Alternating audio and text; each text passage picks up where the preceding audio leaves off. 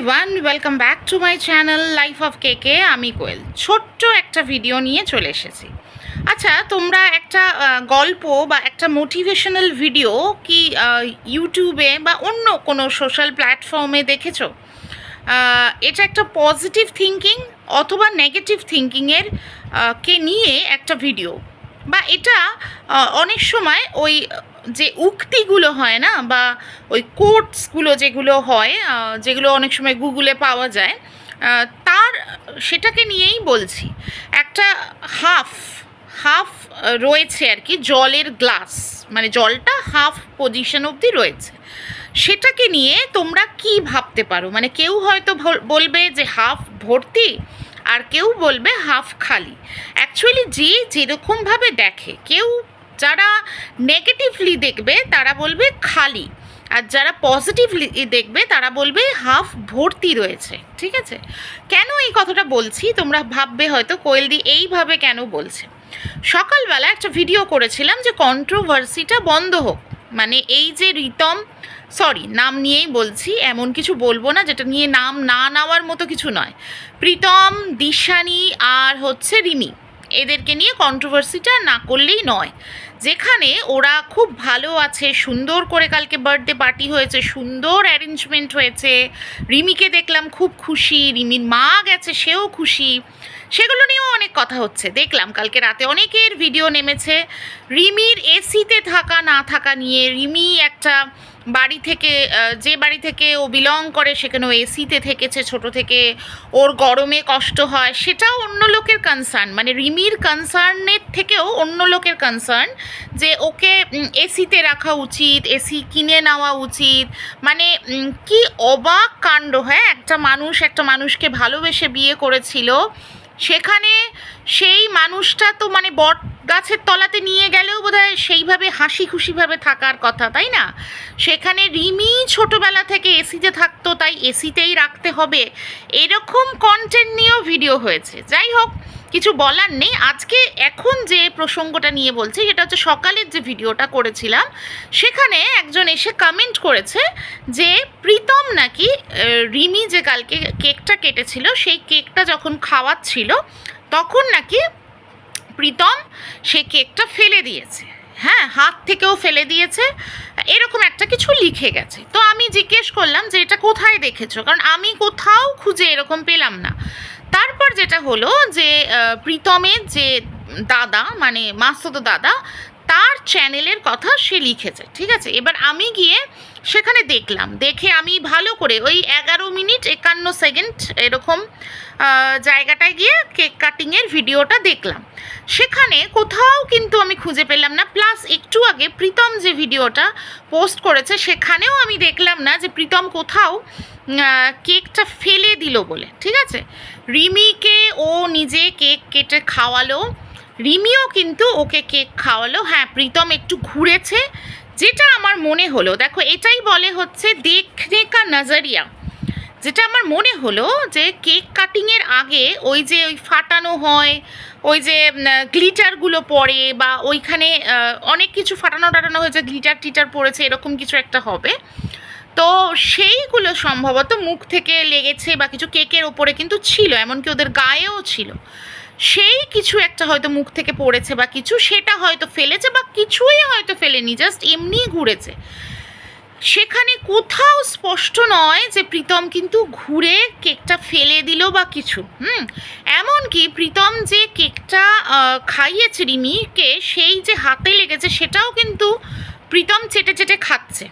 রিমিও যে খাওয়াচ্ছিল সেটাও বোধহয় ধরেছিল, সেটাও কিন্তু চেটে খেলো। তবু মানুষ কিভাবে প্রত্যেকটা জিনিসের মধ্যে নেগেটিভ দেখতে পায়। এবার যে ভিউয়ার্স এই কথাটা বলেছো সে হয়তো আমাকে বলবে, দিদি আমি ওরকম দেখতে পেয়েছি তাই আমি সিম্পলি তোমাকে বলেছি। হ্যাঁ, তুমি হয়তো ওরকমভাবে দেখেছো তাই তুমি বলেছো, কিন্তু এই বিষয়টাকে না এত নেগেটিভলি দেখা বন্ধ করো। ছোট ছোট সূক্ষ্ম ভুল ত্রুটি যদিও বা এটা নয়, কিন্তু আমরা যদি এরকমভাবে চুল চেরা বিশ্লেষণ করতে বসি না, তাহলে সত্যি ওরা টিকতে পারবে না, বুঝলে?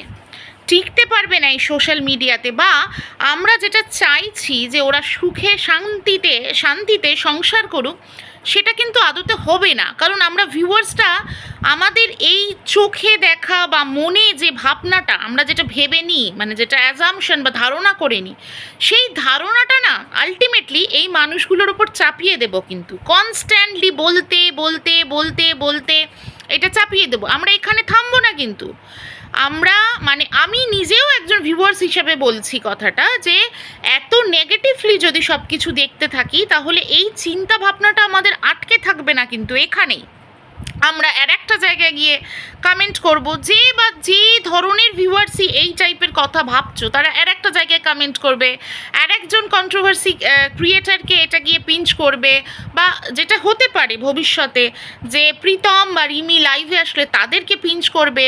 সেই জন্যেই বলছি, এটা রিকোয়েস্ট, একটা দিদি হিসেবেই রিকোয়েস্ট, এই চিন্তা ভাবনাগুলোকে বদলাও। যে কোনো জিনিসটাকে যখন কোনো কিছু ক্রিটিসিজমের জায়গায় যায়, যখন খুব মেজর আকারে, মানে প্রথম যখন আমি রিমিকে নিয়ে ভিডিও করেছিলাম সেটা ওই দুর্ঘটনার পরে, কিন্তু যখন কোনো কিছু মেজর ঘটে না, খুব বড় আকারের হয়, যেটাকে নিয়ে না বললেই নয়, সেটাকে নিয়ে বলা একরকম। আর প্রত্যেকটা জিনিস যদি এরকম মানে খুঁটিয়ে খুঁটিয়ে খুঁটিয়ে খুঁটিয়ে দেখি না, আলটিমেটলি আমরা কিন্তু জানো তো নিজেদেরও ক্ষতি করছি। কারণ আমাদের মেন্টালিটিটাও ওরকমভাবেই তৈরি হয়ে যাবে। কিন্তু আমরা সোজাভাবে আর কিছু দেখবোই না, এদের নিজের জীবনটাতেও এই জিনিসটাই হবে, নিজের জীবনটাতেও এইভাবে হবে, আমাদের থিঙ্কিং প্রসেসটাই ওইভাবে হয়ে যাবে।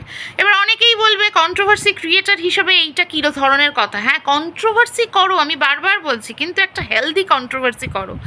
এই টাইপের কন্ট্রোভার্সির কোনো মানে নেই যে কন্ট্রোভার্সিটায় নিজেরও মনের ক্ষতি, মস্তিষ্কের ক্ষতি এবং অন্য মানুষের জীবনটারও ক্ষতি। এটার কোনো মানে নেই। ওদেরকে ভালো থাকতে দাও। আর যেগুলোকে ইগনোর করলে, সামান্য সামান্য ছোট ছোট জিনিসগুলো যেগুলো ইগনোর করলে আমাদেরও মানে মন মানসিকতা ভালো থাকবে এবং ওদেরও মন মানসিকতা ভালো থাকবে, ওদের সংসারটা ভালো থাকবে, সেইটা করো। বরঞ্চ আজ আমি একটা কথা বলছি, এই রিমি বলো, প্রীতম বলো, এরা বরঞ্চ যদি কোনো সময় কোনো কিছু নেগেটিভ কিছু নিয়ে আসে, মানে ওদের ছোট ছোট মালিন্যও যদি ওরা ভবিষ্যতে নিয়ে আসে ইউটিউবে, সেটা আমাদের বরঞ্চ দায়িত্ব যে সেটাকে বাড়ানো নয়, সেটাকে বরঞ্চ বুঝিয়ে ভালো করে কমেন্ট সেকশানে সুন্দর কমেন্ট করে একটু বুঝিয়ে বলা। সবসময় এত খুঁত দেখাটা কিন্তু ঠিক নয়। অ্যাজ এ কন্ট্রোভার্সি ক্রিয়েটারও আমি এই কথাটা বলছি, ঠিক না। আমরা জোড়া লাগানোর বদলে না আরও ভাঙনটা ধরিয়ে দিই, এটা কিন্তু সত্যিই কন্ট্রোভার্সি নয়। কন্ট্রোভার্সি মানে সমালোচনা, এবং সমালোচনার মাধ্যমে কিন্তু উন্নতি। পায়ে পা তুলে ঝগড়া করাকে কন্ট্রোভার্সি বলে না। কন্ট্রোভার্সির রূপটা অ্যাকচুয়ালি খুব বাজে হয়ে গেছে ওয়াইটিতে, খুব বাজে। হ্যাঁ, যুক্তি দিয়ে কথা বলো, যুক্তি দিয়ে একটা তর্ক বিতর্কও চলতে পারে, কিন্তু এটা নয়। আর ভিউয়ার্সদের উদ্দেশ্যে এটা অনুরোধ করব, এই টাইপের জিনিসগুলোকে আর স্প্রেড করো না। ওরা ভালো আছে, দেখে বোঝা যাচ্ছে ওরা ভালো আছে, সেখানে আর দরকার নেই, ছেড়ে দাও। আর দিশানির প্রসঙ্গটা নিয়েও এত পিঞ্চ করো না। এই দিশানি কি একটা স্টেটাস দিল, বা কোথায়, মানে প্রীতমের কি স্টেটাসে কি একটা গান দিয়েছে, সেখানে দিয়েছে কিন্তু রিমির বার্থডে সেলিব্রেশনে, কিন্তু কি একটা গান ইউজ করেছে, ওটা নাকি আবার দিশানির উদ্দেশ্যে ইউজ করেছে। মানে এটা কি ওদের আদৌ দোষ, নাকি আমাদের থিঙ্কিং প্রসেসের দোষ? আমার কিন্তু সেটাই মনে হচ্ছে, আমাদের থিঙ্কিং প্রসেসের দোষ। আর ব্যাপার হচ্ছে, অনেকে বলবে ওরা কন্ট্রোভার্সি চাইছে, মানে প্রীতম কন্ট্রোভার্সি চাইছে। তা কন্ট্রোভার্সি চাইলেই, কন্ট্রোভার্সিটার যদি আমরা খোরাক দিতে থাকি, তাহলে কন্ট্রোভার্সি তো বাড়তেই থাকবে, সেখানে কমবে কোথায়? আমরা কি সবাই মিলে এই প্রসঙ্গটাকে একটু অ্যাভয়েড করতে পারি না? আমি আবারও বলছি, যদি মেজর কিছু চোখে পড়ে নিশ্চয়ই সবাই মিলে বলবে, কিন্তু এই ছোট্ট ছোট্ট ভুলগুলো একটু বোধহয়, মানে ভুল নয়, আবারও বলছি কিচ্ছু ভুল নয়, তবু আমাদের চোখে যদি লাগে ভুল, তাহলে সেই ছোট্ট ছোট্ট জিনিসগুলো একটু বোধহয় ইগনোর করা যায়। ইগনোর করলে আমরাও ভালো থাকবো, ওরাও ভালো থাকবে। চলো, ছোট্টই এই ভিডিওটা নিয়ে বলতে এলাম।